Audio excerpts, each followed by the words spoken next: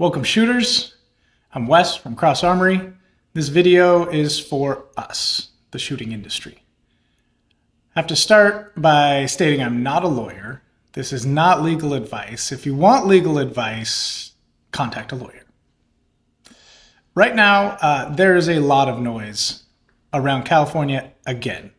Not a lot of clarity. In this video, I'm going to tell you what we know about the laws, and I'm going to give you our plan of action. There is a lot of coverage out there on the socials and from shooters, but not a lot of actionable specifics that we can take. No company or manufacturer has put out a clear direction forward that addresses what's going on and how to deal with it. So we're here to do that for you. We've spent hundreds of hours and consulted multiple internal and external lawyers as well as industry experts. I'm going to break down what the new California laws actually say, how they affect companies like ours and yours, as well as how it affects all manufacturers and distributors and resellers that all sell into California, whether you're located in California or you are not located in California. If you have a product that goes into that state, you need to know this. At the end, I'll explain what this means for the individuals that actually live in California. Our people, our shooters, the California shooter. What does this law mean for you, and how is it going to affect you getting what you want? All right, to start, forget what you've heard. People are talking about bans on parts, bans on sales. California has made online sales for gun parts illegal. That is not true. Online sales are not banned, and accessories are not illegal, but it might feel like that. The details matter here. As a shooter, we deal with complicated legalities often, so we should know this game by now. California passed some new laws, and we can wrap our heads around them once we cut through the noise. What California really passed are process laws. They're not saying we can't sell or distribute our products in California.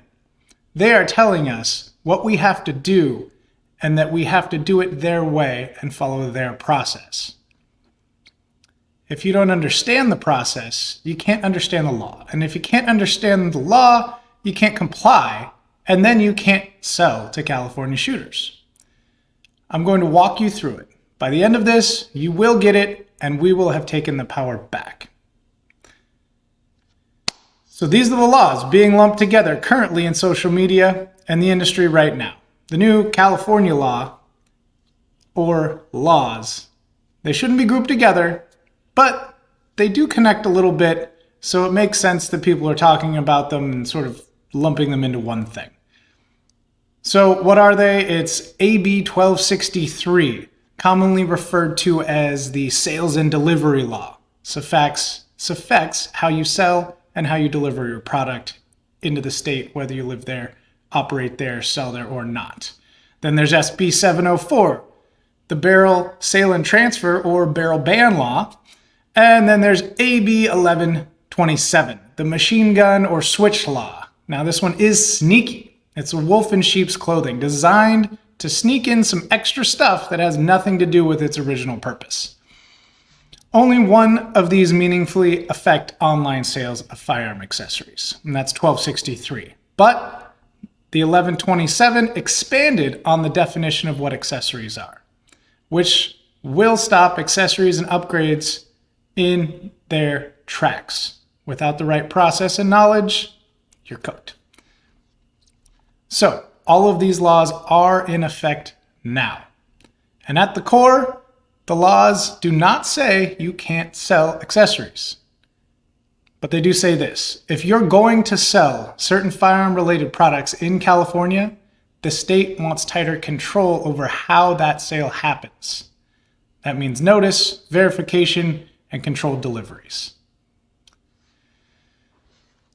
So this is in effect now, and the only delay to this is that their system of tracking and eligibility checking for the barrel ban or SB 704 is not going to be connected until sometime 2027, maybe July. So let's address the barrel ban / SB 704. First, barrels are not actually banned. California, you are not banned from having barrels. You just need to go through your local FFL, which is industry speak for Federal Firearms Dealer, Manufacturer, Gun Shop. So your local gun shop. You can buy a barrel at your local gun shop. If you're a manufacturer, you are exempt from this level of checking when you are selling or transferring to an FFL. So if you're a business and you manufacture barrels, you can sell those barrels to an FFL and you don't have to background check that FFL.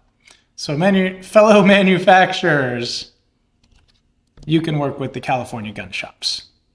But you still need to go through additional steps on top of what this law says because of SB 1263 and 1127. California shooters, the new rules for you, you can't give a barrel to a friend or trade it or sell one. It is essentially treated like a serialized frame at this point. The extra paperwork and extra cost, it all must be done in person at an FFL with a background check that they are now calling a barrel eligibility check. The fee is limited to $5 for each firearm barrel eligibility check. This check system, again, is not in place and we have no details on it. Classic California. If your barrel purchase is part of a whole complete gun and it's not separate, it's just you're buying a gun and your gun has a barrel because it's a gun, then it falls under your standard background check and you don't need this additional barrel eligibility check. Now, on to the parts and accessory laws that are now in effect, AB 1263 and 1127. AB 1263 expands on what California has previously called firearm accessories. This expands the reach of the new regulations by increasing the amount of parts and accessories in this definition.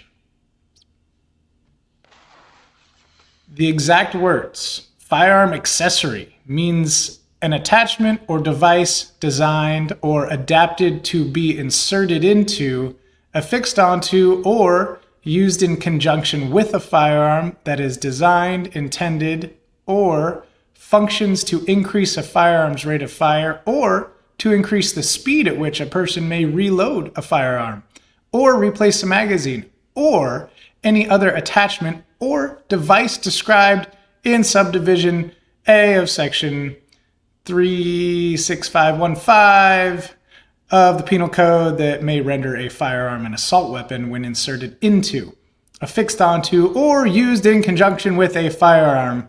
The term firearm accessory also includes any other device, tool, kit, part, or parts set that is clearly designed and intended for use in manufacturing firearms. If that didn't cover everything on or near a gun, AB 1127 covers the rest. Stating exactly, firearm accessory means an attachment or device designed or adapted to be inserted into, affixed onto, or used in conjunction with a firearm that is designed, intended, or functions to alter or enhances the firing capabilities of a firearm, the lethality of a firearm, or a shooter's ability to hold and use a firearm. Pay attention here. This is important. The use of the word "or" is key here. It means that between every "or," a new condition is listed and is not dependent on the previous. So to clarify, when they write firearms accessory that functions to increase a firearm's rate of fire, that makes us think that this is about switches and full auto parts. That's why this was marketed and talked about as a switch ban or a full auto ban. But they go on to say, or, device designed or adapted to be inserted into, affixed onto, or, full stop. Between every or. It is a listed restriction, separate from everything else before it or after it. They did ban full auto conversion switches, yes, but they also reclassified all the parts that attach to a gun and or help you assemble or disassemble a gun and claimed them as firearm accessory. Now that includes normal aftermarket components, triggers, standard controls, mag releases, grips, and other non-serialized parts. But they go so far as to say every part that attaches to a firearm and or tools like a castle nut wrench, armorer's block, or sight tool, and more. That broad inclusion could also include your flashlight, your optics, your red dot, because they attach to your firearm. This is a big reach for California to have included such a broad definition. Now, legal scholars may argue with what I just explained, and they'll tell you that there are interpretive limits regarding the reading of laws. The use of or often read by courts using like a whole text and contextual rules. So they look at the entire text instead of the separation of ors. Now, this may or may not reflect how this language will be enforced in practice. Lawyers are taught we should interpret it this way, but any good lawyer worth his salt will also advise you that unless this is litigated and tested in court, any competent attorney will advise extreme caution, because California has repeatedly ignored these interpretive limits, which are just suggestions in educational facilities that teach these people to be lawyers. Across multiple policy areas, they have broken these rules or suggestions or best practices and instead gone right between every little or and enforced. So this makes it too risky to rely on assumptions of interpretation rather than enforcement and reality that is born from litigation. Now you know the details and the general legal perspective. So let me be clear. These accessories are not banned. Parts are not banned. Tools are not banned. But the transactions are now regulated for that entire category. This law is now demanding industry compliance this time, not individual compliance. The companies are now responsible for all the sales going to a citizen or a business in California. The rules are different depending on who you are. If you are one of us in the industry, they've now categorized anyone and everyone that makes, distributes, or sells gun parts or accessories as industry members. I'll tell you that one more time. So you are an industry member if you make, distribute, sell any one of these accessories that we previously talked about in California. The exact words are a person, firm, corporation, company, partnership, society, joint stock company, or any other entity or association engaged in the manufacture, distribution, importation, marketing, wholesale, or retail sale of firearm-related products. Which means it doesn't matter if you have an FFL, an S Corp, a C Corp, an LLC, or an eBay account.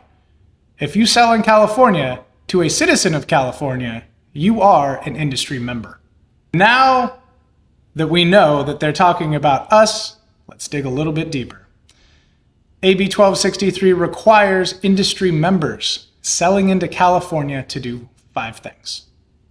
I'm now going to line out what's required and reasonably available to us and how we can be compliant as an industry member.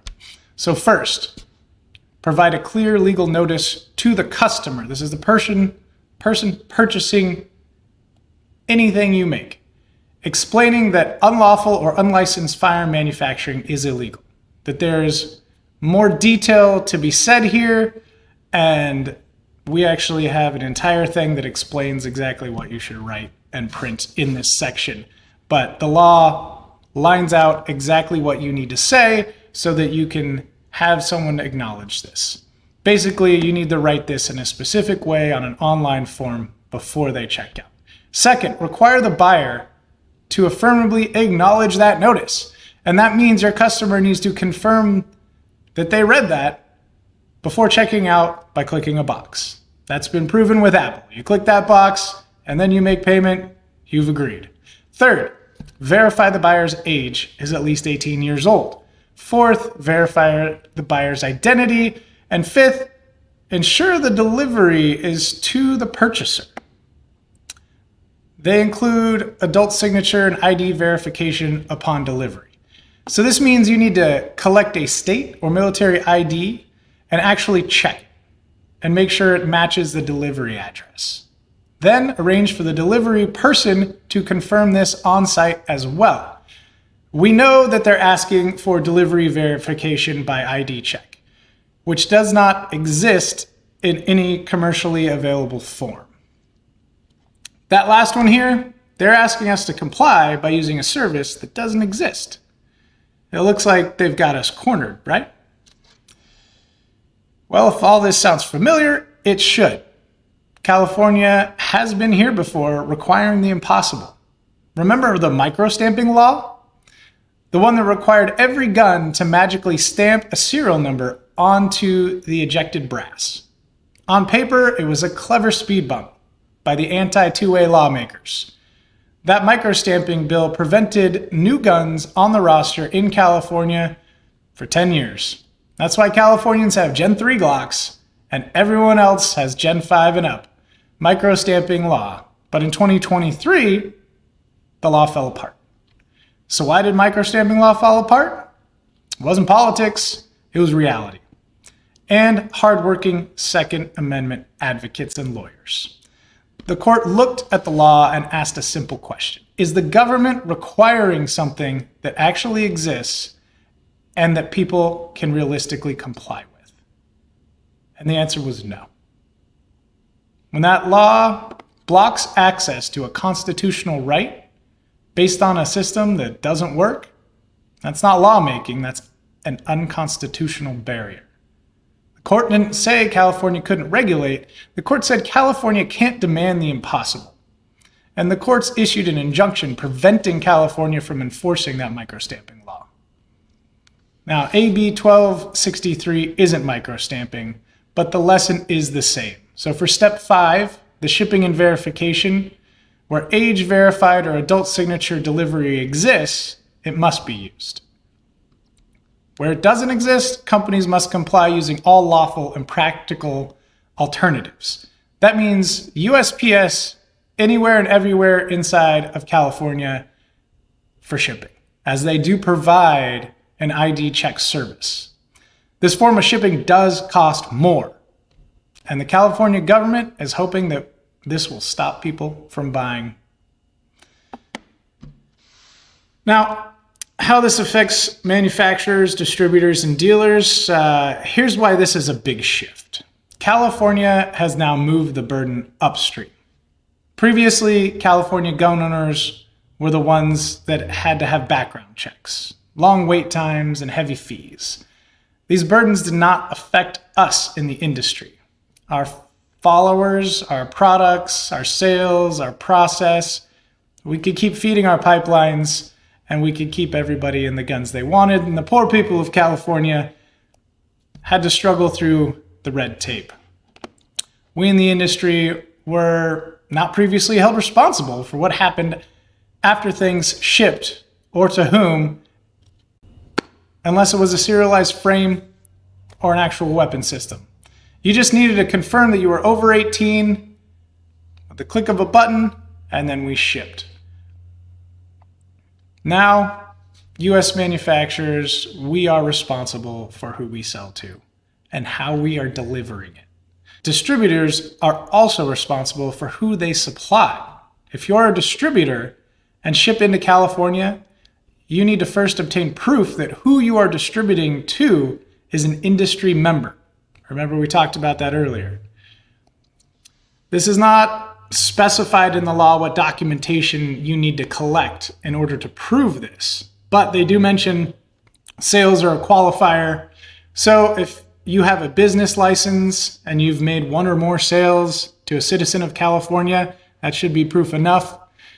But you should go deeper and have a full form to give to anyone that wants to sell or distribute your products in California.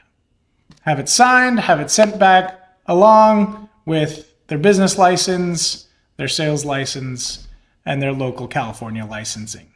That should be enough to prove that they are an industry member and you are providing it to an industry member who will then be responsible for selling it to a consumer in California, following those 5 steps we mentioned before. Now, as for the California gun shops, the rules stay the same. Retailers are responsible for verifying identity and age. If you're a local gun shop and you're shipping from your shop to a customer, then you need to comply with the 5 steps I mentioned earlier. The rules apply to everyone inside and out of California. Ignoring the new rules doesn't just risk fines. It creates civil and criminal exposure as well. That's why companies are pulling out of California. If your company makes a mistake when processing the sales or shipping, if you do any of those 5 steps wrong, your company is now open to being sued by the state and local governments, as well as angry California citizens. The reality is that typical lawsuits in California cost over $2 million each to litigate. Because of this new law, one incorrect sale could literally cost you millions. And because it opens the door for criminal litigation, it could cost your freedom, putting your whole company at risk just for one sale in California. So it's easy to understand why the risk-reward math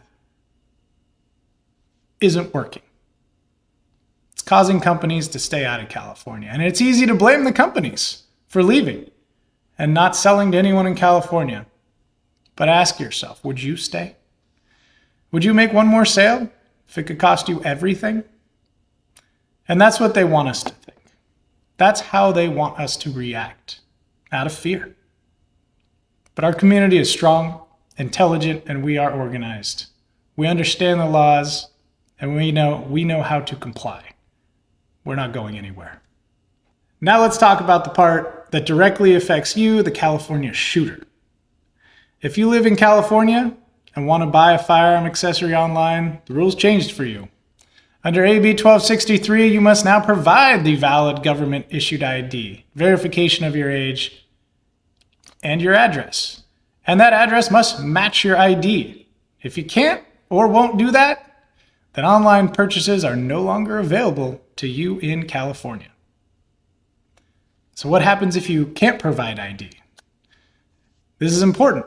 If you can't meet the requirements, your option isn't online. Your option is to go into your local California brick and mortar shop and purchase whatever compliant items they have in stock. They have to verify age as well. So without an ID, you may be totally out of luck. So what's our position? What's Cross Armory doing? Here's what we're doing.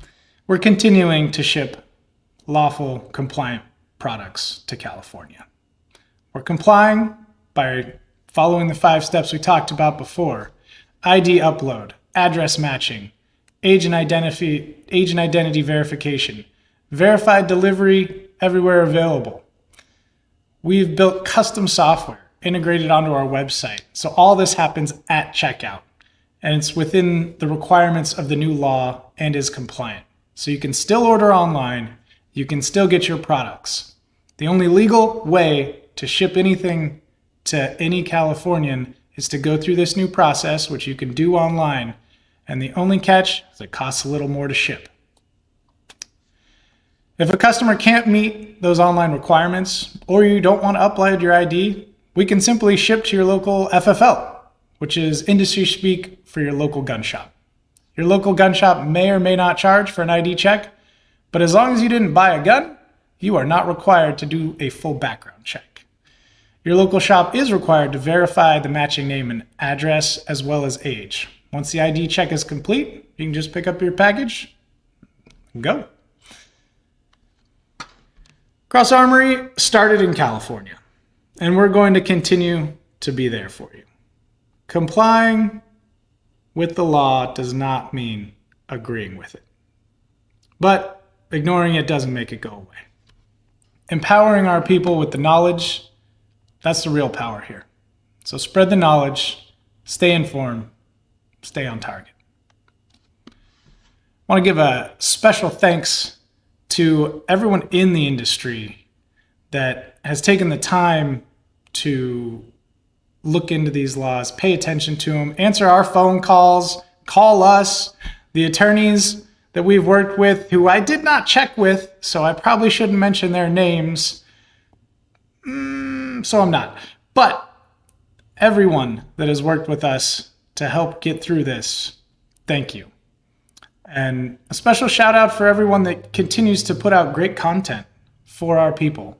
The Copper Jackets, William, Colin Noir, everybody that is behind a camera that has the guts to come forward, share their truth, and speak it. You are helping our industry, you are helping our people, and you are helping protect the rights of everyone in America. More information, see the links below in the description, as well as click subscribe. Clicking subscribe costs you nothing, and it means everything to us in our industry. Thanks again.